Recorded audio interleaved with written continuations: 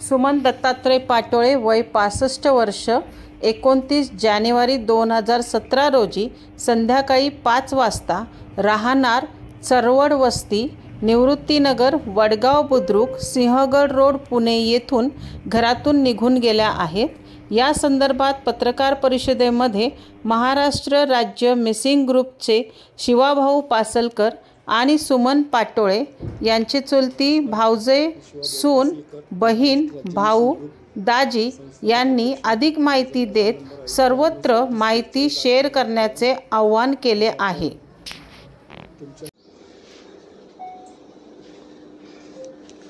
नमस्कार, मी शिवाभाऊ पासलकर, महाराष्ट्र राज्य missing group संस्थापक अध्यक्ष। माझा मोबाईल नंबर आहे 9326425858। आज आपण तुमच्या सर्वांच्या सहकार्याने, मीडियाच्या सहकार्याने, सर्व पत्रकार बांधवांच्या सहकार्याने, पोलीस बांधवांच्या सहकार्याने, सर्व महाराष्ट्रातील पब्लिकच्या सहकार्याने आणि आपला महाराष्ट्रामध्ये एक चांगल्या नावारूपाने महाराष्ट्र राज्य मिसिंग ग्रुप त्यामधील सर्व सदस्यांच्या सहकार्याने आणि माझ्या व्हॉट्सअपमधील जेवढे फेसबुक असतील, व्हॉट्सअप असतील, ब्रॉडकास्ट लिस्ट असतील, सर्व लोकांच्या सहकार्याने आतापर्यंत आपण 600+ लोकांपर्यंत पोचलो आहोत। आणि विशेष म्हणजे आता आपल्या कामाचा पावती आणि काम हे प्रामुख्याने खूप चांगल्या पद्धतीने होत आहे। आणि आता आपल्याला एक असं चॅलेंजिंग विषय आहे की एक वयोवृद्ध महिला आहे, त्यांचं नाव सुमन दत्तात्रय पाटोळे आहे। ते 2017ला घरातून निघून गेलेले आहेत, वयोवृद्ध आहेत। त्यावेळी त्यांचं वय 55 होतं, आता काहीतरी वय त्यांचं 58 होतं, आता त्यांचं वय 65 झालेलं आहे। म्हणजे त्यांच्यामध्ये आता बदल पण झालेला आहे, त्यांच्या दिसण्यात बदल झालेला आहे।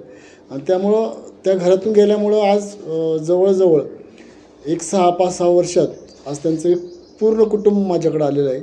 ह्या कुटुंबाला असं वाटतं की चला बाबा आपण सुद्धा कुठेतरी एक आपल्या बाकीचे ते पाहत असतात की हे हरवलेलं सापडतं आहे, ते हरवलेलं सापडतं आहे, रोज कोणच कोणतरी सापडतं आहे।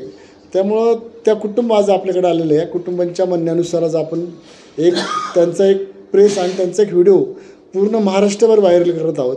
आणि ते व्हायरल करण्यासाठी मला तुमच्या सगळ्यांची गरज आहे। आणि तुमच्या सगळ्यांच्या माध्यमातून खऱ्या अर्थानं आज आपल्याला खूप लोक सापडलेले आहेत। मग त्यात लहान मुलगा असतील, वयोवृद्ध असतील, म्हणजे कालची परवाची गोष्ट तुम्ही तामिळनाडूतले आजोबा आपण पुण्यात 4 दिवसात दिलेले आहेत। त्यामुळं पूर्ण आपण महाराष्ट्राच्या बाहेर पण गेलेलो आहोत, हे फक्त आमच्या सहकार्यामुळं। त्यासाठी आपल्याला या सुमन दत्तात्रय पाटोळे जे आजी आहेत ह्यांना आपल्याला शोधायचं आहे।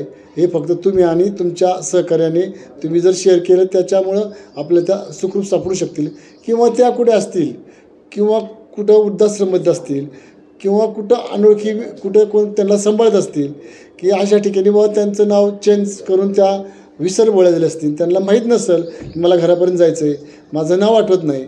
मग अशा लोकांकडे कुठं असतील त्यांनी आपल्या नंबरवर संपर्क करावा, पोलिसांना संपर्क करावा, किंवा माझ्या पत्रकार बांधवांना सहकार्य करावे। नाहीतर महाराष्ट्राचे मिसिंग ग्रुपचे जवळजवळ 3000 महाराष्ट्रातले सदस्य आहेत, त्यांना कुणालाही कॉल करावा, एवढीच मी या ठिकाणी विनंती करतो। नमस्कार सगळ्यांना, मी सोनाली किरण पाटोळे, मी सुमन दत्तात्रय पाटोळे यांची सून। सगळ्यांना जाहीर आव्हान करते, शिवभाऊंच्या मदतीने आज आम्ही सगळे एकत्रित येऊन मम्मी तुम्हाला शोधण्याचा प्रामाणिक प्रयत्न करत आहोत। माझं लग्न होण्याआधी काही गोष्टी माझ्यापासून लपवण्यात आल्या, त्यामुळे मला हे माहिती नव्हतं की तुम्ही रुसून गेल्यात वगैरे। परंतु आपल्या एकत्र कुटुंबात काय गैरसमज झाले ते सगळे तुम्ही विसरून आणि तुम्ही पुन्हा घरी यावं, माझी अशी मनापासून तुम्हाला विनंती आहे।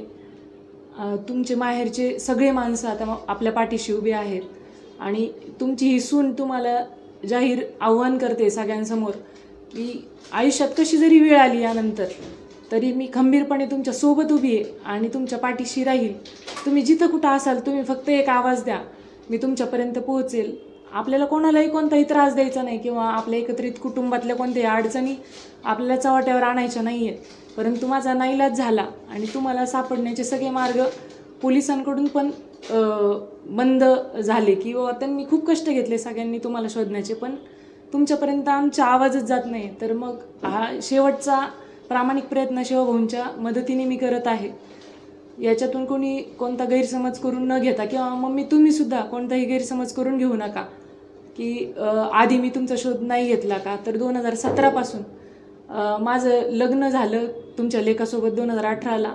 तेव्हा मला सांगण्यात आलं होतं की तुम्ही माहेरी आहात, माहेरच्यांशी संपर्क होऊ शकला नाही. लग्नानंतर पाटोळे पप्पांमुळं मला काही गोष्टी कळाल्या. मग त्यानंतर मी तुमचा शोध सुरू केला. तर 2018पासून जशी मी तुमच्याकडे नांदायला आले त्या दिवसापासून आज अखेरपर्यंत, पप्पा जाऊन पण 3 महिने झालेत, पाटोळे पप्पा आपल्या सगळ्यांना सोडून गेलेत. तर आज अखेरपर्यंत मी तुम्हाला शोधते. तर आता तरी तुम्ही सगळ्यांना माफ करून मागं यावं आणि तुमच्या सगळ्या अडचणींना मी एकटी तोंड देईन. आणि तुम्हाला कोणत्याही नातेवाईकाला, समाजातल्या कोणत्याही व्यक्तीला आणि आपल्या वडगाव बुद्रुकमधल्या कोणत्याही माणसांना कोणत्याही प्रश्नाचं उत्तर देण्याची मी वेळ येऊ देणार नाही. सगळ्यांना तोंड द्यायला मी एकटी खंबीर आहे. तुम्ही फक्त येऊन आयुष्याचा आनंद घ्यावा. मागच्या सगळ्या गोष्टी, सगळा त्याग तुमचा माझ्या रूपात फळाला येईल असं मी तुम्हाला आश्वासन देते.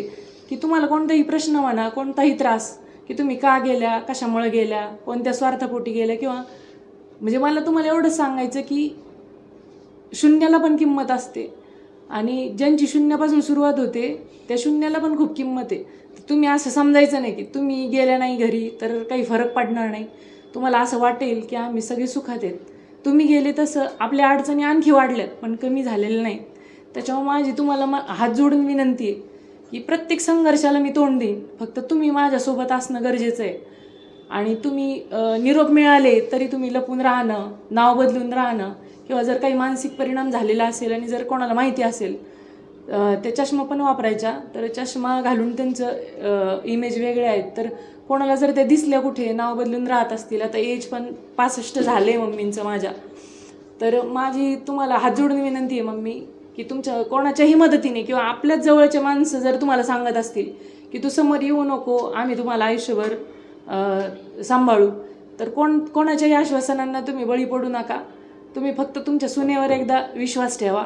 आणि जरी तुम्हाला यायचं नसेल घरी तरी फक्त मला तुम्हाला एकदा भेटायचं आहे. आयुष्य 100च वर्षाचं आहे. 100 वर्षात आपली दोघींची एकदा भेट व्हावी एवढीच माझी मनापासून इच्छा आहे.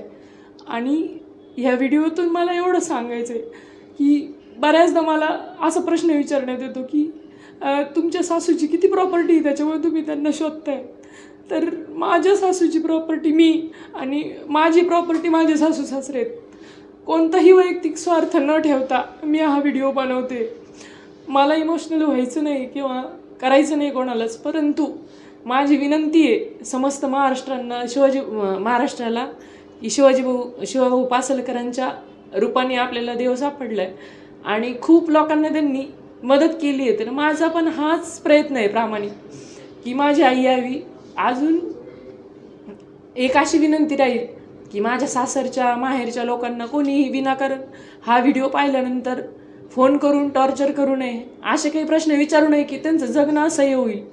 तर त्याच्यात त्यांच्या मुली असतील, माझ्या स्वतः पतिराज असतील, माझ्या माहेरचे लोक असतील, तर माझी एवढीच विनंती की कोणीही त्यांना फोन करून त्रास देऊ नये आणि माझ्या माहेरच्यांनाही कोणी काही प्रश्न विचारू नये.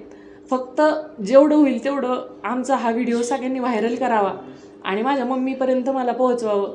कोणताही वैयक्तिक स्वार्थ न ठेवता मी त्यांना शोधते आणि ज्या गावात त्यांना कष्ट करावे लागले, झिजावं लागलं, त्या गावात फक्त त्यांना मानाने 4 दिवस बागडता यावं एवढीच माझी किमान अपेक्षा आहे.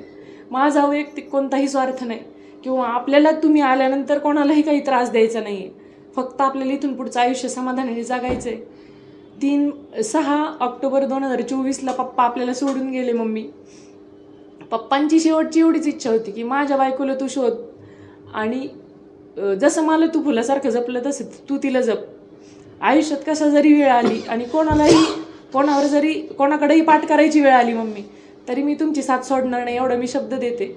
आणि तुमच्या लेकरांकडून आपल्या एकत्रित कुटुंबात काही आपल्या कात्र्या झाल्या किंवा काही गैरसमज झाले असतील ते सगळे मोठेपणाने तुम्ही माफ करा. आणि तुम्हाला असं वाटेल की तुम्ही नाही आल्या तर काही फरक पडणार नाही, तर असं नाही आहे. तुम्ही गेल्यानंतर आपल्या अडचणी आणखी वाढलेल्या आहेत. तर माझी हीच परत कळकळीची विनंती आहे की तुम्ही यावं. आणि मी पण कमनशिबी आहे की माझ्या लग्नात माझं सुनमुख पाहिलं तुम्ही नव्हत्या, पण मरण्याआधी, मी मरण्याआधी तुम्ही फक्त एकदा मला पहा, जर तुम्ही जिवंत असाल तर. आणि जर तुम्ही नसाल या जगात आणि कोणाकडे जर कोणत्याही डिपार्टमेंटला जर माझ्या सासूबाईचे मयतचे काही रेकॉर्ड्स असतील, आजपर्यंत असं कोणतंही रेकॉर्ड नाही, किंवा पासपोर्ट ऑफिस नसेल, कोणतं पोलीस स्टेशन नसेल, कोणत्या जिल्ह्यातले समाज कार्यकर्ते नसतील किंवा संघटना नसतील की ज्यांना मी तुमची माहिती दिली नाही. पण जर तुम्ही कोणाला जर प्रॉमिस केलं आणि माझी माहिती सांगू नका असं सांगितलं तर मात्र माझ्या अडचणी वाढतील, मला तुम्हाला भेटता येणार नाही. पण माझी अशी इच्छा आहे की मी अशी एकही प्रयत्न सोडलेला नाही की तुम्ही मला दिवस उगवला की मला फक्त तुम्ही कधी याल, तुम्ही कसं भेटाल. कमिशनर ऑफिसमधून रोज फोन येतात, आज तरी तुम्ही भेटला असं निरोप येईन असं वाटतं, पण असं घडलेलं नाही. माझी इच्छा नसताना मला हा व्हिडिओ बनवावा लागतोय. पण आता ही शेवटची आशा आहे की तुम्ही एकदा हाक द्या आणि यानंतर तुम्हाला जर नाराजीचा एक जरी सूर वाटला तर तुम्ही म्हणाल ती शिक्षा मला मान्य राहील, परंतु तुम्ही या. आणि लग्नाआधी मी तुम्हाला भेटण्याचा खूप प्रयत्न केला, परंतु सगळ्यांच्या प्रेमापुढं आणि चांगल्या वागण्यापुढं मला कळलंच नाही की असं काही सत्य असेल की तुम्ही रुसून गेले असाल. 40 वर्ष झालं पाटोळे पप्पा आणि बारकी आई बोलले नव्हते, ते दोघांना एकत्र आणण्यात मला यश आलं. पण आता बारकी आई आणि पाटोळे पप्पा दोघं आपल्यात नाही. त्या दोघांनी पण मला 7 वर्षात खूप मदत केली तुम्हाला शोधण्यात. सगळे वृद्धाश्रम मी पालथे घातले. माझ्या संयमाची तुम्ही परीक्षा पाहू नका, किंवा जग काय म्हणन, समाज काय म्हणन, तुमचे लेकरं काय म्हणतील याची तुम्ही अजिबात तमा करायची नाही. तुम्हाला ही लेक सुनेच्या रूपात मिळाली असं समजा. मी सगळ्यांवर पाणी सोडीन तुमच्यासाठी, फक्त तुम्ही घरी या. माझी एवढीच मनापासून विनंती आहे. मी संपून जाईन, मी फक्त तुमच्या आशेसाठी जिवंत आहे. आणि माझ्या माहेरच्यांचं सुद्धा तुम्हाला सख्या बहिणीसारखा सपोर्ट आहे. माझ्या वडिलांची सुद्धा तुम्हाला खंबीर साथ राहील. आणि आल्यानंतर तुम्हाला जर असं वाटलं वातावरण निगेटिव्ह आहे, तुम्हाला मिळवण्यासाठी खोटं बोलली, तुम्ही म्हणाल ती शिक्षा मला मान्य राहील. सगळ्या महाराष्ट्राला माझं एवढं जाहीर आव्हान आहे, प्रामाणिकपणे हा व्हिडिओ तुम्ही व्हायरल करा, माझ्या सासूपर्यंत मला पोहोचवा. मी सगळ्यांच्या आयुष्यभर ऋणात राहीन. आणि शिवभाऊंच्या मदतीने मी 51,000 रुपये बक्षीस ठेवलं आहे, परंतु जो व्यक्ती माझ्या माऊलीला मला शोधून देईन मी त्याचं आयुष्यभर ऋणी राहीन. आणि तुमचे मी आयुष्यभर चाकर होईन. माझ्या माऊलीला फक्त मला एकदा भेटवा. माझी एवढीच सगळ्यांना कळकळीची विनंती की मला माझ्या आईजवळ नेऊन सोडा आणि मरणाआधी आमच्या दोघींची भेट घालून द्या, एवढीच माझी इच्छा आहे. धन्यवाद. फुलाबाई हनुमती खोपडे, पुतणी माझी अलका. आमच्याकडच्या अलका आहे, तिकडं दत्तात्रय, सुमल दत्तात्रय पाटोळे. तर ती आमच्यापासून गेली, परत काय आम्हाला बोलली नाही. सासूरोसाचं आम्हाला काही कल्पना दिलेली नाही. आम्ही पुष्कळ शोध करतो, येईन म्हणून आशा केली, पण ती काय आली नाही. काय लवकर मिळावे परीतनं चालू केल्या तिच्या सुनबाईनी. येण्याची अपेक्षा आहे आम्हाला, कुठंतरी आम्हाला भेटेल हे आम्ही आशा करते. अंजना खोपडे, सुमनताईंची भाऊजाई, चुलत भाऊजाई. आम्हाला अपेक्षा आहे की त्यांनी यावं. आम्ही त्यांचा शोध घेतोय. कुठेही असतील, काय प्रॉब्लेम असेल तर त्यांनी आमच्याशी संपर्क करावा. आम्ही त्यांची वाट बघतोय. लीला अंकुश खोपडे, मी त्यांची भाऊजाई आहे.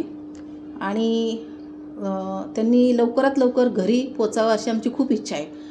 त्या जर कुठं अडचणीत असतील तर त्यांच्या आजूबाजूला कुणी लोक असेल, त्यांच्या जर निदर्शनात आलं की बाबा हा चेहरा ओळखीचा वाटतोय आणि ह्याच ताई आहेत, तर त्यांनी आमच्याशी संपर्क साधावा. आम्ही त्यांच्यापर्यंत पोहोचण्याचा प्रयत्न करू आणि त्या आम्हाला हव्या आहेत आणि त्यांनी लवकरात लवकर घरी यावी अशी आमची खूप इच्छा आहे.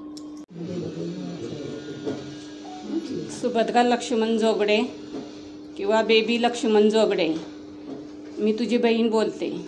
जिथं कुठं तू असशील, काय प्रॉब्लेम असेल, काय अडचण असेल, तू आमच्यापर्यंत पोचायचा प्रयत्न कर, किंवा तुला ह्या गोष्टीचा कुठलाही त्रास होणार नाही.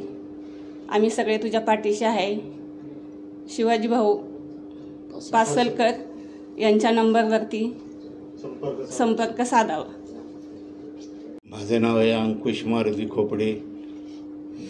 अलका दत्तात्रय पाटोळे ती माझी सख्य बहीण होती. ती जर कुठे असेल, काय असेल, कुणाला माहिती असेल त्यांनी शिव पासलकर यांच्या संग संपर्क साधावा हीच माझी इच्छा आहे. तिने कुठे असेल तिथं ते यावं एवढंच माझी